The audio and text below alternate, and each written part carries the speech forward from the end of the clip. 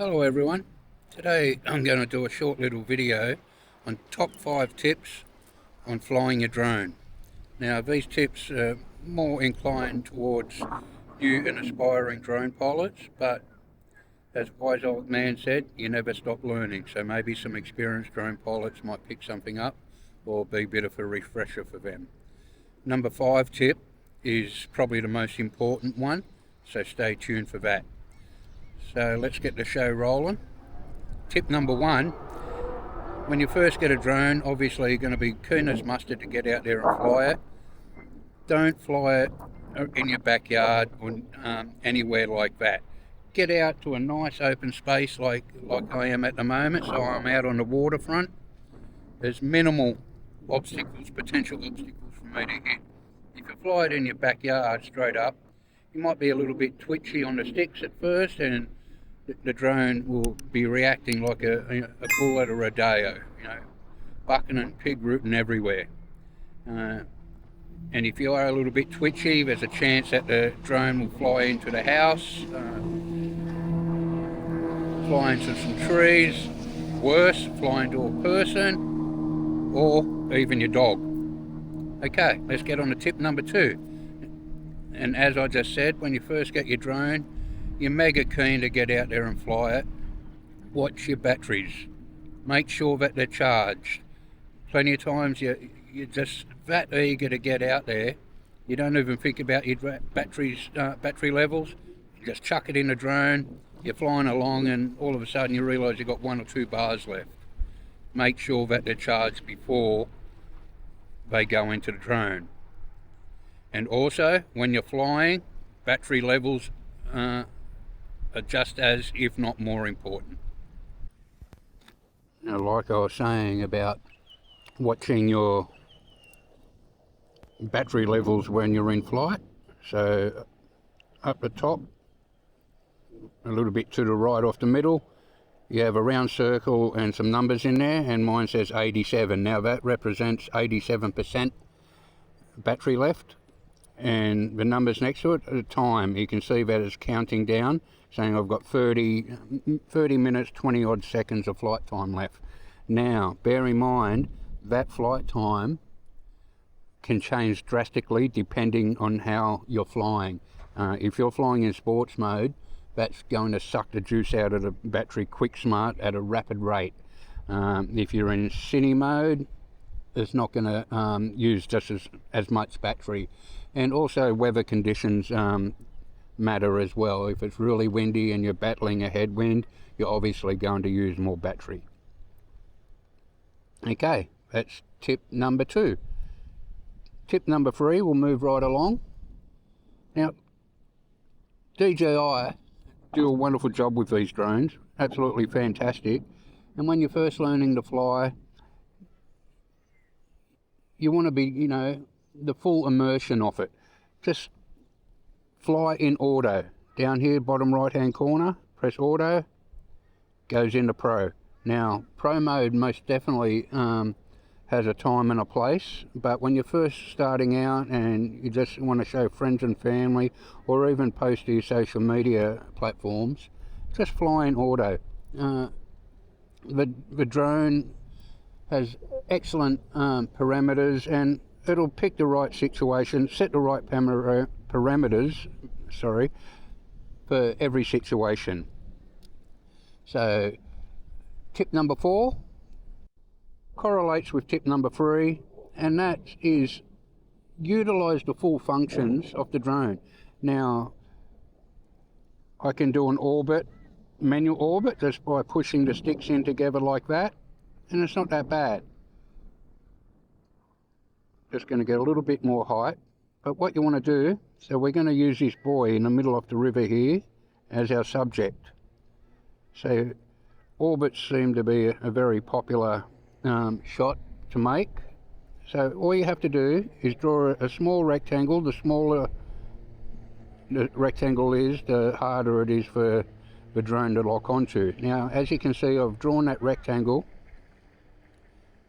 and anywhere in that rectangle is going to lock onto, but up the top left, as I said, its subject is lost. So I'm going to get a little bit closer to it, to the buoy.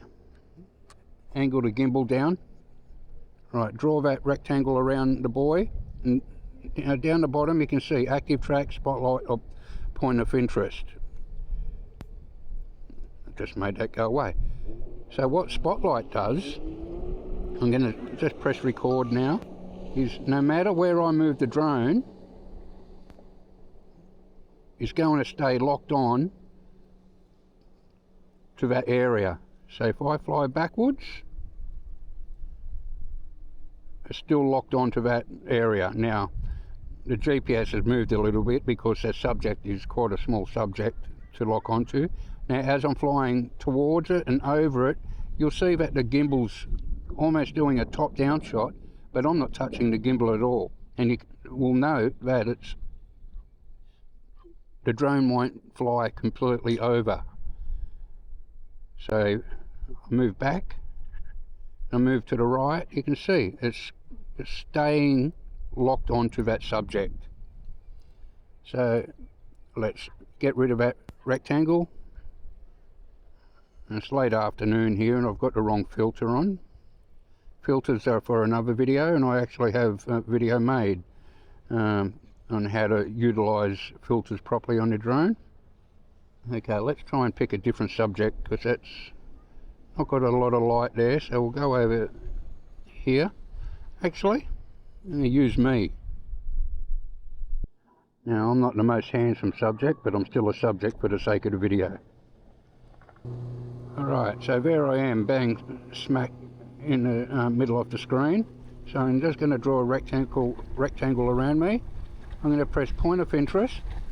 Now let's bring up these left and right arrows. So that going to the left arrow indicates it's going to turn orbit to the left. Now either slow or fast. We'll do it fast. Press go. Now that's locked on. As soon as you see that little GPS icon, which should pop up shortly, but you can see also it's got a little person.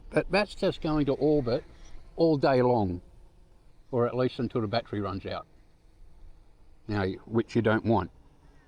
Now I'm not touching the sticks whatsoever, and that's just doing perfect orbit, and that'll continue to circumvent whatever subject it is, and in this case me. And now that's silky smooth, no twitchiness, no up and down jumpy movements, and you can also speed it up.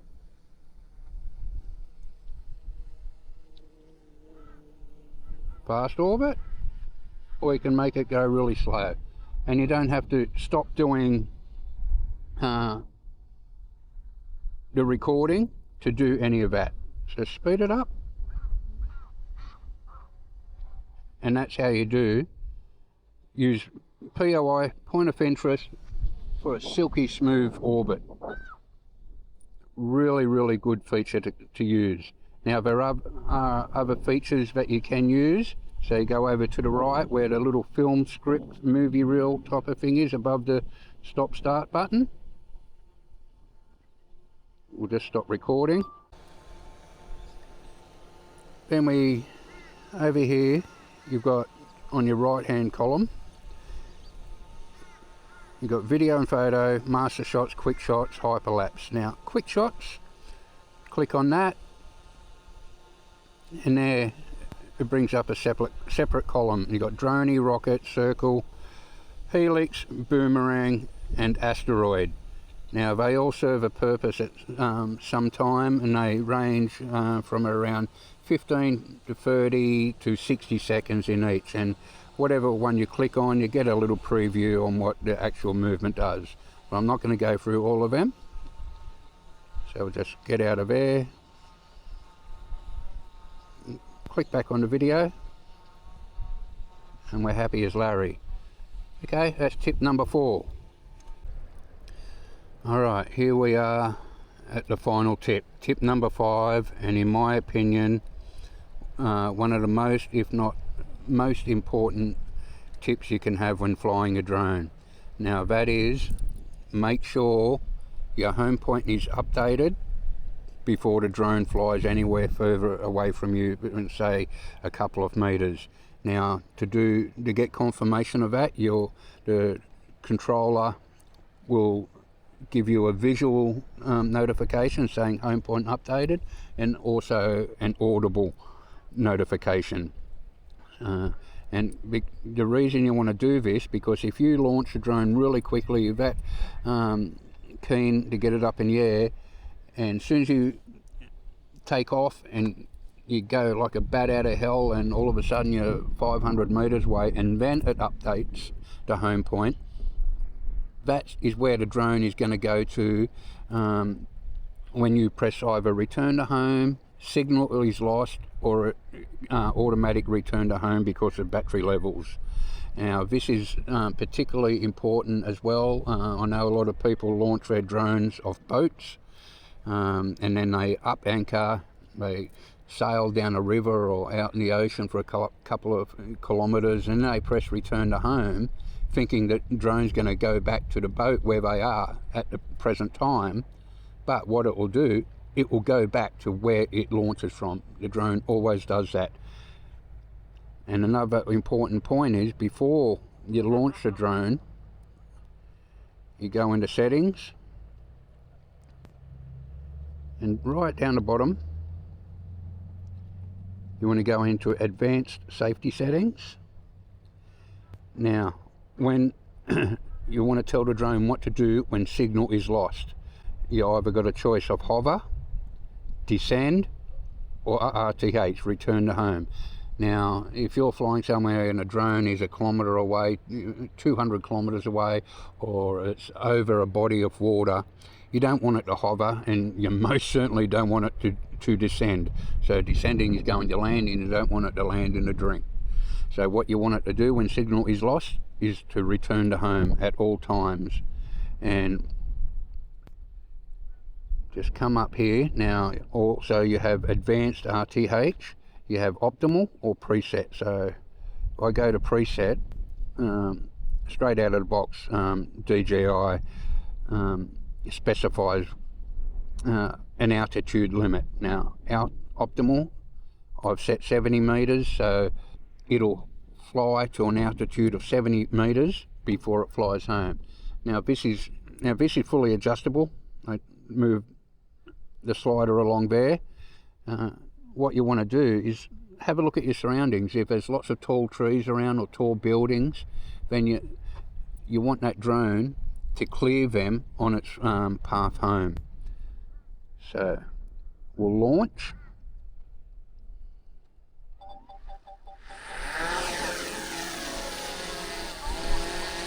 Now you may not have heard that, but it said home point updated, and I got visual notification on the screen that that home point's updated. So no matter where I fly to, once I press return home, it's going to come back to me.